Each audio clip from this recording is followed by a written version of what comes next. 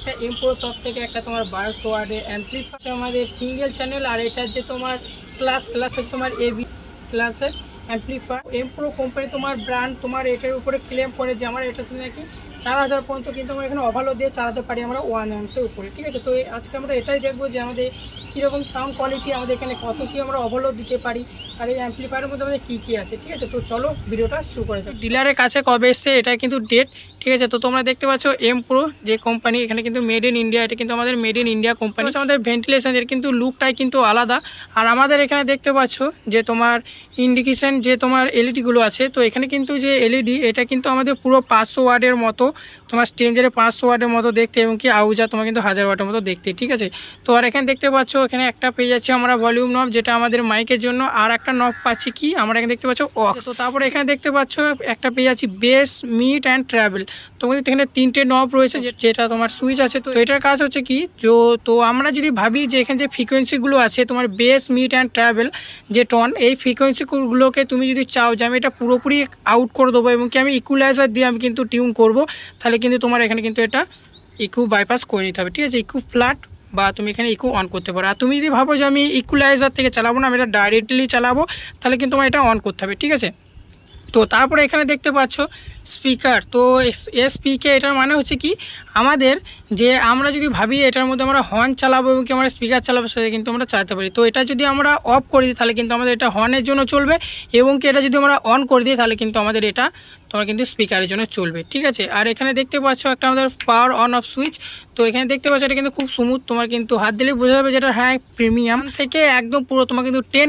আর এখানে দেখতে পাচ্ছ তোমার -30 dB থেকে তোমার কিন্তু 0 dB। ঠিক আছে, ওভারলোডে যায় তখন তোমার এই লালটা জ্বলবে, এবং তোমার অ্যাম্পলিফায়ারটা যদি তোমার অতিরিক্ত হাই টেম্পারেচার হয় তখন কিন্তু তোমার এই হলুদ রঙের এটা জ্বলবে, এবং তুমি পাওয়ার যখন অ্যাম্পলিফায়ারটা অন করবে তখন কিন্তু তোমার এখানে সবুজ কালার তোমার নীল রঙের লাইটটা জ্বলবে। ঠিক আছে, তারপর আমরা দেখিনি যে পিছন দিকে আমাদের এখানে কি আছে। তো পিছন দিকে তোমরা এখানে দেখতে পাবে, তো পিছন দিকে কিন্তু আমাদের বেশি কিছু নেই। দেখতে পাচ্ছ একটা রিসেটের সুইচ আছে, যেটা আমাদের 6 অ্যাম্পিয়ারের। তো তারপরে দেখতে পাচ্ছ ব্র্যান্ড লোগো, তারপরে দেখতে পাচ্ছি DRS 1200। আর এখানে কিছু কাস্টম কিছু তোমার এখানে না করলে তোমার কিন্তু অ্যাম্পলিফায়ারটা সেফ থাকবে, বা এবং কি তুমিও সেফ থাকবে।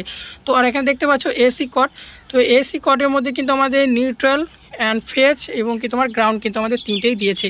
তো আর এখানে দেখতে পাচ্ছ যে আমাদের গ্রাউন্ড করার জন্য তোমার কিন্তু একটা টার্মিনাল। তো তারপরে এখানে দেখতে পাচ্ছ পিছন দিকে কিন্তু আমাদের এখানে 3টে কিন্তু এখানে TS পিনের জন্য তোমার কিন্তু কানেক্টার দিয়েছে। তো এখানে দেখতে পাচ্ছ একটা হচ্ছে তোমার মাইক, এবং কি একটা অক্স, এবং কি একটা লাইন আউট। তো তুমি কিন্তু এখান থেকে কিন্তু একটা অ্যাম্পলিফায়ারে লিঙ্ক করতে পারো। তো তারপরে এখানে দেখতে পাচ্ছ তোমার এখানে ওমসের মধ্যে তোমার রয়েছে কি কমন 1 ohms, 2 ohms, 4 ohms।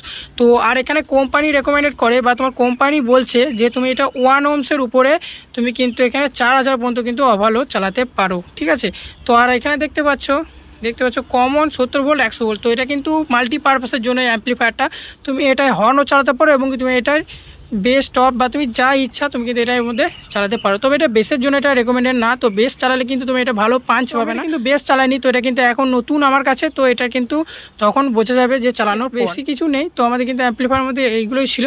তো তারপরে এখানে দেখতে পাবে, তো একটা হচ্ছে তোমার M-Pro প্যাসিটার ম্যানুয়াল। তো M-Pro এখানে তোমার দুটো জিনিস দেয়। তো এখানে দেখতে পাচ্ছ একটা তোমার স্পেসিফিকেশন বা তোমার ইউজ ম্যানুয়াল, আর একটা কি তোমার ওয়ারেন্টি কার্ড। তো তোমরা এখানে দেখতে পাচ্ছ ওয়ারেন্টি কার্ড আছে, আর এখানে তুমি কিন্তু অ্যাম্পলিফায়ারটা কীভাবে কি ইউজ করবে সেটা কিন্তু এখানে সব ডিটেলস বলে দেওয়া আছে। তো তোমরা এখানে দেখে নিতে পারো, তো তোমরা কেউ পড়ে নিতে পারো। তো আমি যদি এটা পড়তে যাই তো অনেকটা বড় হয়ে যাবে ভিডিওগুলো। অ্যাম্পলিফায়ারে এতগুলো কিছুই ছিল। তো চলো এটা টেস্টিংটা করে নিই যে আমাদের এটা